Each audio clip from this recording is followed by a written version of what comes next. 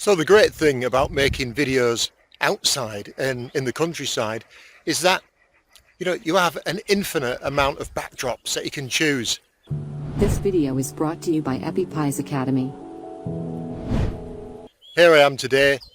I'm just out walking my dogs. You can see there's no one around.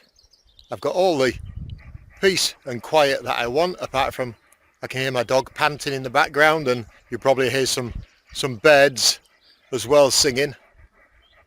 But the important thing is that you have fun with recording and making your headshots. It's not about being perfect.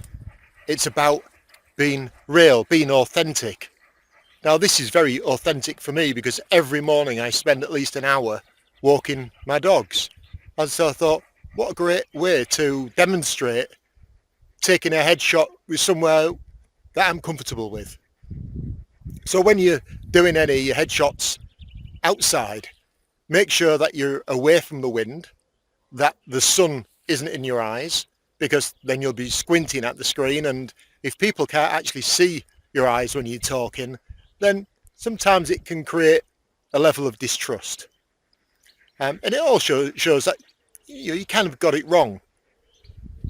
So make sure that you're fully in the screen, that the sun isn't in your eyes, that you aren't in any wind, because that's going to affect the audio on your recording, and that you're not going to get disturbed.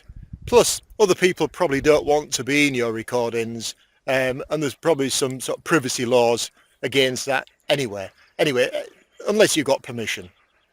So choose somewhere that you're happy with. I mean, it might mean that you've got to get up early in the morning to, avoid the public, and and make your recording then. Or it might be, later in the evening. If you're lucky, like me, you could make the recording in your garden. Hi, I'm back home now, and I'm in my garden, and I thought this would be a perfect opportunity to show you the difference that light makes, where the light's coming from in your videos. Whether you're outside or inside, it's important to control the light. So if I just spin a full 360 degrees, watch how the light changes, how it affects the actual photo, the actual camera shot, and how it impacts on the viewer's experience.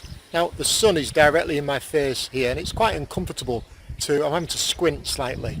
So I'm going to move around about another 90 degrees into this position, so I'm getting the sun on the side of my face, and it gives a much better lighting experience.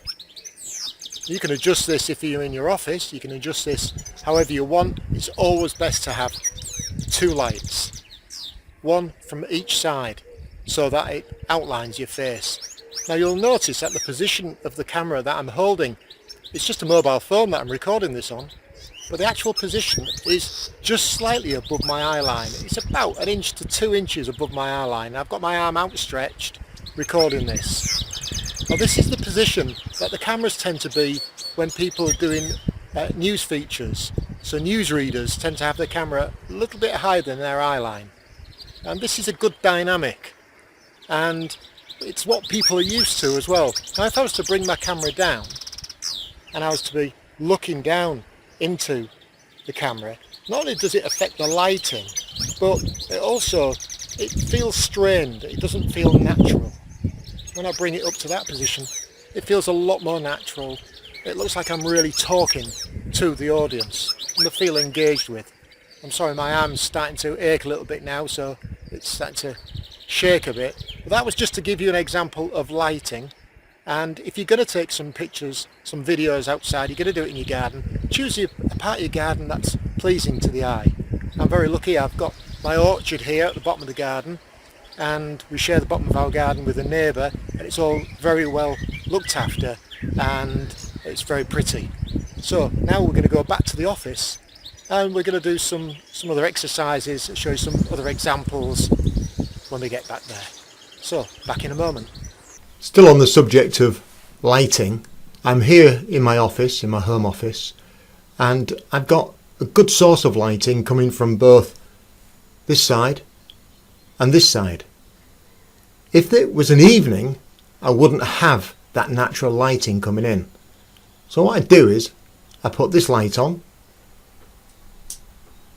and I put this light on, and that would illuminate my face much better. These are things that you've got to consider when you're doing a headshot. The other thing to consider is the backdrop. I'm quite comfortable having the background that you see now in my videos, as you'll have seen through this training. Some people like to have a white screen background, or you may prefer a neutral screen background.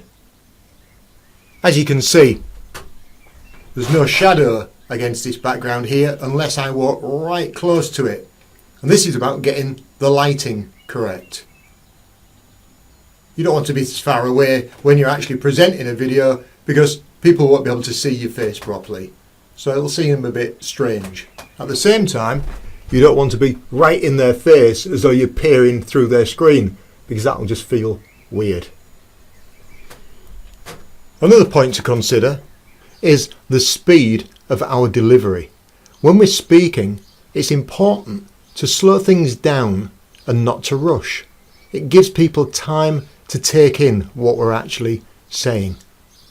Another thing that I'm very guilty of is punctuating each sentence with words like so and now and basically and and okay. Instead of putting these words in, it's much easier to just create a pause in your speaking. This gives your listener, again, time to think, time to consider what you're saying. So slow it down and be aware of the punctuations, and I'm aware that I just did another one. And you'll get a much better reception, much better delivery to what you're saying. The other thing that I want to point out is that when you're actually delivering something to an audience and you want them to take action at the end of a video, you can point in a certain direction. You can tell them, so click here, click here, click on the button below. This engagement transitions them from watching a video to the action you want them to take, and it's very, very powerful. You don't see a lot of people doing this, but when you do see it being done, it is very effective. Try it. Remember, punctuations, better to leave a pause than to use repetitive words like so, just, okay, now. They show a certain amount of nervousness in our conversational skills. And by leaving a gap, it gives people time to take in what we're saying. After all, that's why we present in a video. We want people to listen. Thank you for listening. Just one final point about making videos outside and using a handheld camcorder or using your phone is that you get a lot of movement. As you can see with this video, my camera's moving about because my arm's feeling quite strained, and I'm limited to how far I can actually pull this back. Now watch what happens when I put this in a tripod. As you can see now, the camera's held very steady in a tripod. It means I can walk backwards or walk forwards towards the camera. It gives me a lot more control, and it's less of a distraction. When you're having to hold a camcorder or your phone and you're having to think about keeping that steady and what's in the background, it takes your focus away from the actual presentation. Now, I'm not a natural presenter and I've had no formal coaching for presenting, but I feel a lot more comfortable actually talking into the camera when it's been held in a tripod. So something to bear in mind, and it's worth that extra investment.